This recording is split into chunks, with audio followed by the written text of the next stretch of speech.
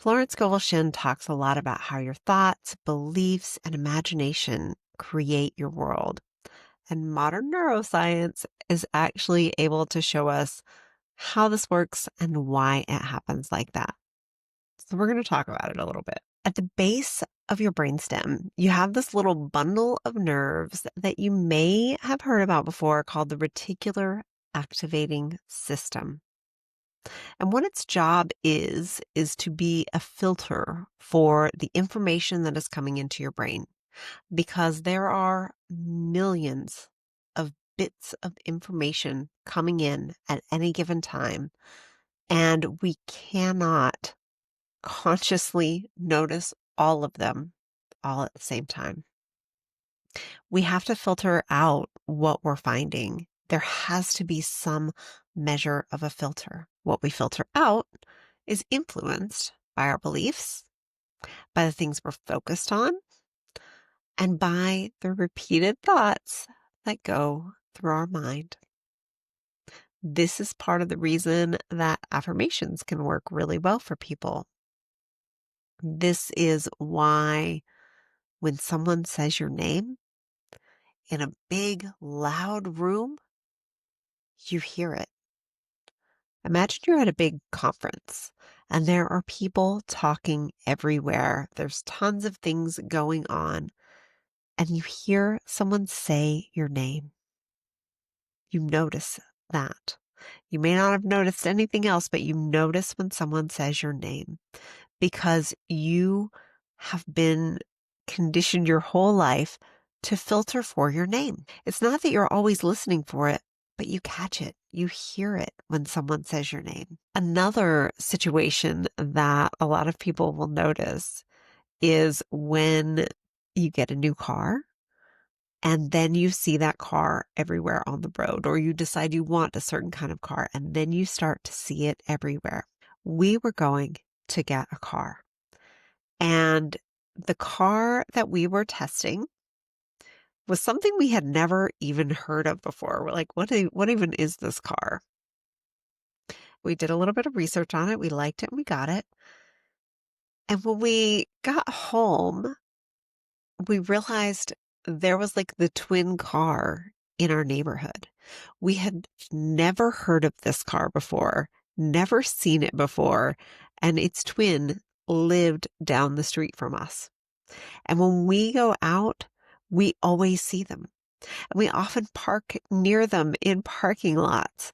It's because we are now conditioned to filter out that car. We notice it among all the thousands of cars on the road.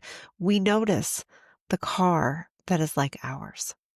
Or if there's one that you want, you notice the one that is like the one that you want. It's like they stand out so much more than everything else does. And that's just your reticular activating system at work. It's filtering out the information that is coming, and where all the other generic cars are just car, car, car, car, that car. It filters that bit of information because it knows that it's more important to you, that you have put more of a focus on it. And once we know that this is a thing and how it works, we can use this for our benefit in so many ways.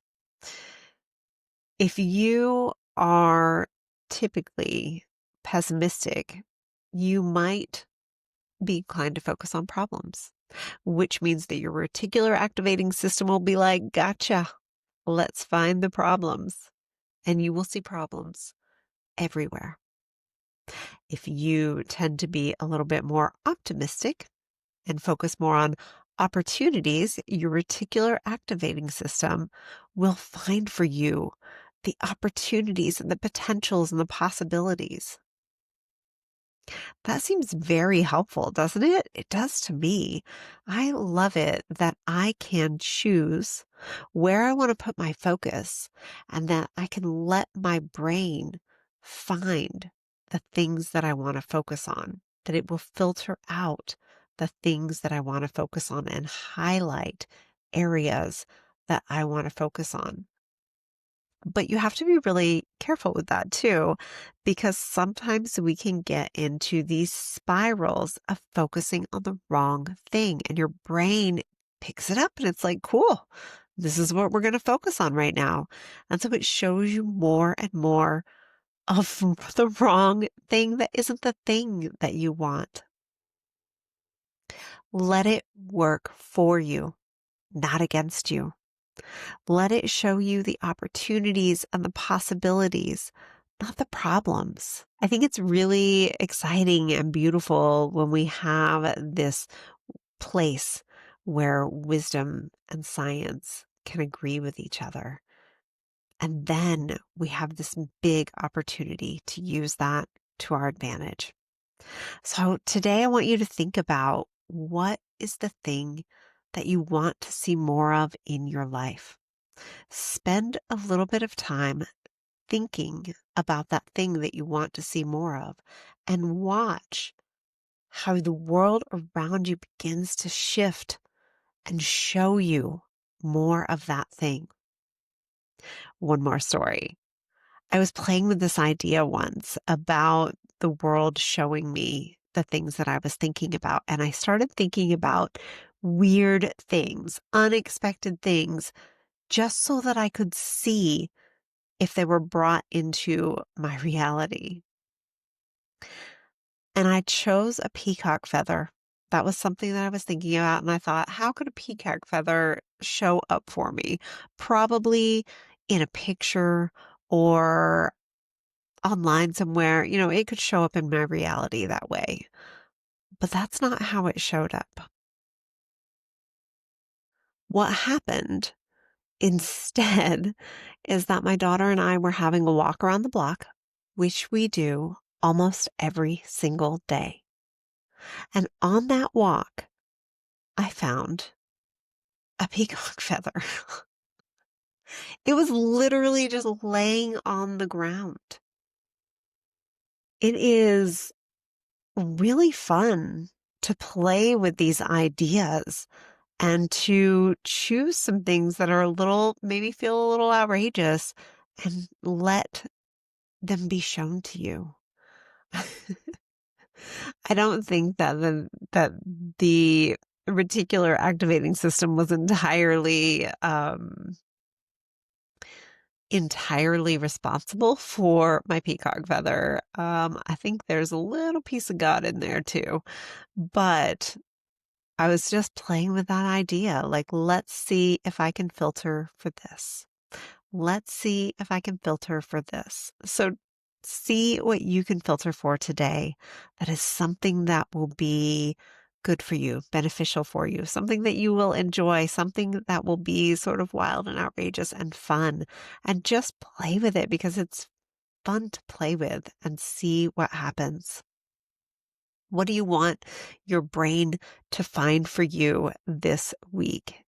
Let it know. Spend a minute imagining it, visualizing it, seeing it, and then see if it shows up. And if it does, let me know. I would love to hear about it. My name is Lesley Christine. I'm an emotional healing and metapsychology coach, and I work with women in midlife to let go of the emotional baggage and traumas that they have gathered over the years, put that down so that they can truly start to enjoy life just as it is right now. And when you start enjoying life as it is right now, you also start creating the life that you really want to be living. Have a wonderful day. This was day 19 of my 30 days of YouTube challenge, because I made YouTube a little bit too big of a deal, and I am letting go of the perfectionism. Have a wonderful day, and I will see you again tomorrow.